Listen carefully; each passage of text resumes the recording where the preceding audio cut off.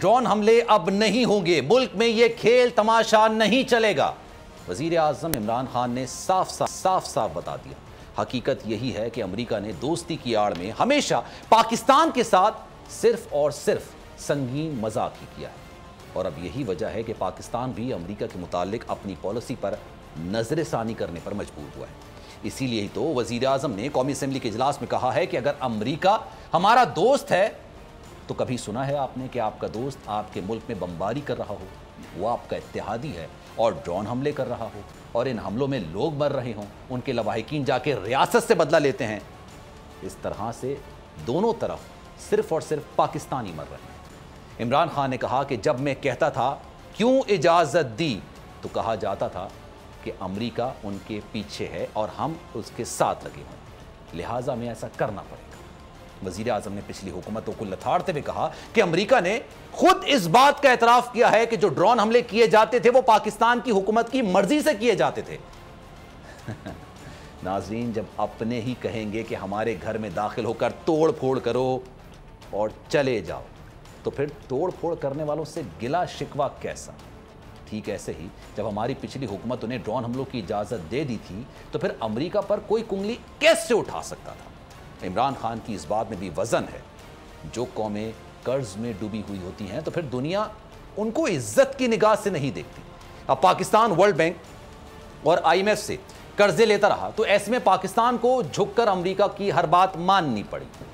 लेकिन अब पाकिस्तान अपने तेवर बदल रहा है। वजीर आज़म ने यह बात भी दुरुस्त कही है कि कौम जब तक अपने रवैये में तब्दीली नहीं लाएगी तब तक मुल्क के हालात नहीं बदल सकते। ड्रोन हमले पाकिस्तान की सालमियत और खुद मुख्तारी पर हमला थे, और वजीर आज़म ने भी इस हवाले से जो मिसाल दी उसकी भी मिसाल नहीं दी। उनका यह कहना था कि 30 साल से लंदन में हमारा एक दहशतगर्द बैठा हुआ है, हम उसे ड्रोन से मारेंगे तो क्या बरतानिया हमें इजाजत देगा? अगर हम लंदन में ड्रोन हमला करते हैं तो उसकी इजाजत दी जाएगी, वो इजाजत नहीं देगा तो भाई फिर हम इजाजत क्यों दें? इस सवाल में ही ड्रोन हमलों की हकीकत छुपी हुई है, माजी के हुक्मरानों की गफलत छुपी हुई है। नाज़रीन, तल्ख है मगर हकीकत यही है कि मफादात की आड़ में हमने अपनी खुद मुख्तारी पर हमेशा सौदा किया। तभी तो एबटाबाद वाला जैसा वाकया पेश आया जो सबके सामने है, जहां अमेरिका ने पाकिस्तान की खुद मुख्तारी को चैलेंज किया, ठेस पहुंचाई। चैलेंज तो पाक चीन दोस्ती को भी किया जा रहा है, लेकिन वजीर आज़म इस मामले पर क्रिस्टल क्लियर है। क्या कहते हैं वो, आइए देखते हैं। कहते हैं हजारों ख्वाहिश ऐसी कि हर ख्वाहिश पर दम निकले, बहुत निकले मेरे अरमां लेकिन फिर भी कम निकले। नाज़रीन, ये ख्वाहिशात वाला मामला भी एक हकीकत है। अमेरिका अफगानिस्तान से तो जा रहा है मगर उसकी नज़र खित्ते में अपने मफादात पर अभी भी है, जिसके लिए वो भारत को इलाके का थानेदार बनाना चाहता है। लेकिन चीन के होते हुए उसकी ये ख्वाहिश पूरी होने वाली नहीं है। भारत वैसे भी चीन से खौफजदा है। हाल ही में लद्दाख में उसको चीनी फौज ने ऐसी मार मारी, छठी का दूध याद दिला दिया। अब अमेरिका ये चाहता है कि पाकिस्तान चीन से दूर हो जाए। तो जनाब, ऐसा होने वाला तो है नहीं कि आप थानेदार बनाएं भारत को और मुतालबे करें पाकिस्तान से। इसीलिए पाकिस्तान अब किसी किस्म का दबाव कबूल करने को तैयार नहीं। चीन एक आलमी ताकत है, इसीलिए अमेरिका नहीं चाहता कि पाकिस्तान और चीन एक दूसरे के साथ चलें। अब कोई तो वजह है कि इमरान खान बार बार चीन के हवाले से बयान दे रहे हैं कि चीन हमारा दोस्त मुल्क है और हम उसके साथ ताल्लुक को लेकर कोई दबाव, कोई प्रेशर कबूल नहीं करेंगे। यानी पाकिस्तान पर आलमी दबाव मौजूद है कि वो चीन से ताल्लुक पर गौर करे। अभी हाल ही में अमरीकी एंकर को इमरान खान ने जो इंटरव्यू दिया था, उसमें अमरीकी एंकर ने इस्लामोफोबिया की आड़ लेकर चीन और पाकिस्तान के ताल्लुक पर सवाल उठाने की कोशिश की, तो हमें ये कोशिश नाकाम बना। चीन और पाकिस्तान अफगानिस्तान में अमन चाहते हैं और वजीर आज़म ने अफगानिस्तान के हवाले से भी अपनी पॉलिसी अब वाज़े कर दी है। क्या कहना है इस पॉलिसी के हवाले से उनका, आइए देखते हैं। जनाबे वाला नाजरीन, अफगानिस्तान एक बड़ा अहम मामला है। इसको लेकर आज कौमी असेंबली में कौमी सलामती कमेटी का अहम तरीन इन कैमरा इजलास मुनक्किद हुआ, जिसमें अस्करी और सियासी क़यादत खित्ते में तेजी से बदलती हुई सूरत हाल पर सड़ जोड़े बैठी रही। इजलास में अफगानिस्तान से मुतालिक हिकमत अमली, मकबूजा कश्मीर की सूरत हाल, अमरीका और भारत के साथ ताल्लुकात ज़ेरे गौर लाए गए। अस्करी क़यादत की तरफ से इन मामलात पर ब्रीफिंग दी गई। दूसरी तरफ अमरीकी थिंक टैंक की रिपोर्ट यह है कि अफगानिस्तान में बढ़ते तशद्दुद की वजह से पाकिस्तान को ان کوششوں کو نقصان پہنچ رہا ہے جو اقتدار کی تقسیم کے انتظامات کے ذریعے طالبان کی مبینہ طور پر کابل واپسی سے متعلق ہیں، اس سے جڑے ہوئے ہیں۔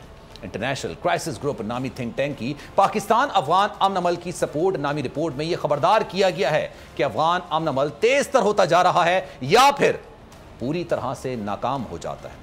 کسی بھی صورت میں اسلام آباد کے کابل اور واشنگٹن کے ساتھ تعلقات خراب ہو جائیں گے۔ اسی لیے اس ساری صورتحال میں پاکستان کو بڑے پھونک پھونک کر قدم رکھنے کی ضرورت ہے۔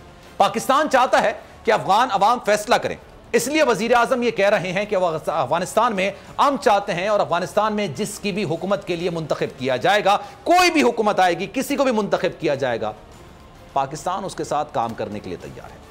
لیکن یہاں مسئلہ اگر یہ ہے کہ امریکہ کا دوہرا معیار ہمیشہ بیچ میں آ جاتا ہے۔ یہاں یہ سوچ پائی جا رہی ہے کہ افغانستان کو لے کے پاک امریکہ تعلقات خراب ہو سکتے ہیں۔ کیا کہیں اس پر، پاکستان نے طالبان کے امریکہ سے مذاکرات بھی کرائے، افغان امن عمل کو یقینی بھی بنایا، پھر بھی تعلقات خراب۔ لیکن بھارت جو امریکی میں افغان سرزمین کو پاکستان کے خلاف ہمیشہ سے استعمال کرتا آیا ہے، اس سے امریکہ کے تعلقات درست؟ دوغلی پالیسی۔ اگر پاکستان یہی سوال امریکہ سے کرے گا تو آئینہ جو ان کو دکھایا تو وہ برا مان جاتے ہیں، اور جب مقبوضہ کشمیر بھارت کی بربریت کی بات کی جاتی ہے تو بھارت برا مان جاتا ہے۔ وزیر اعظم کا کشمیر کے حوالے سے کیا کہنا تھا، آئیے دیکھتے ہیں۔ 80 لاکھ کشمیریوں کے اوپر 8 لاکھ ہندوستان کی فوج بٹھا دی اوپر جا کے، اور ہر تھوڑی دیر کے بعد ایکسٹرا جوڈیشل کلنگ کرتے ہیں، ان کو ڈرایا دھمکایا، لوگوں کو، نوجوانوں کو پکڑ کے باہر لے گئے، ان کی لیڈرشپ کو اندر ڈالا۔ کوئی نہیں سمجھ رہا تھا کہ وہ سٹینڈ لے، وہ کھڑے ہوں گے۔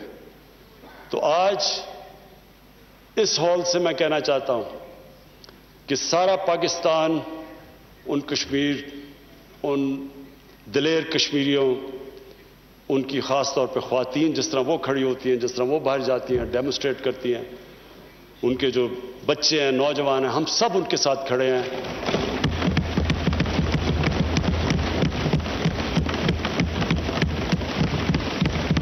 اور جو مرضی لوگ کہیں کہ جی یہ کچھ کرنے لگے ہیں کمپرومائز، کسی قسم کی، جب تک ہم ہندوستان سے ڈپلومیٹک ریلیشن شپ بحال نہیں ہوگی، جب تک جو 5 اگست کے انہوں نے جو قدم اٹھائے ہوں وہ واپس نہیں لیں گے، تب تک کوئی نہیں۔ بہت بہت شکریہ جناب والا، یہ بالکل درست ہے۔ سچ بات ہے کہ مقبوضہ کشمیر کا معاملہ جیسے تحریک انصاف نے اٹھایا، اس کی مثال ماضی میں نہیں ملتی۔ اس کا اعتراف مقبول کی قیادت کی طرف سے بھی کیا گیا ہے۔ افسوس یہ ہے کہ اپوزیشن اس معاملے پر حکومت کا ساتھ نہیں دینا چاہتی، بلکہ صرف تنقید کرتی ہے، یہ جانتے ہوئے بھی کہ وزیر اعظم عمران خان ہر پلیٹ فارم پر کشمیریوں کی آواز بنے ہیں۔ وزیر اعظم نے واضح کر دیا کہ اب مقبوضہ کشمیر پر تمہارا راج نہیں چلے گا، اور اسی طرح ناظرین اب امریکہ کو بھی یہ باور کرا دیا گیا ہے، بول دیا گیا ہے کہ اب ڈو مور کا کھیل نہیں چلے گا۔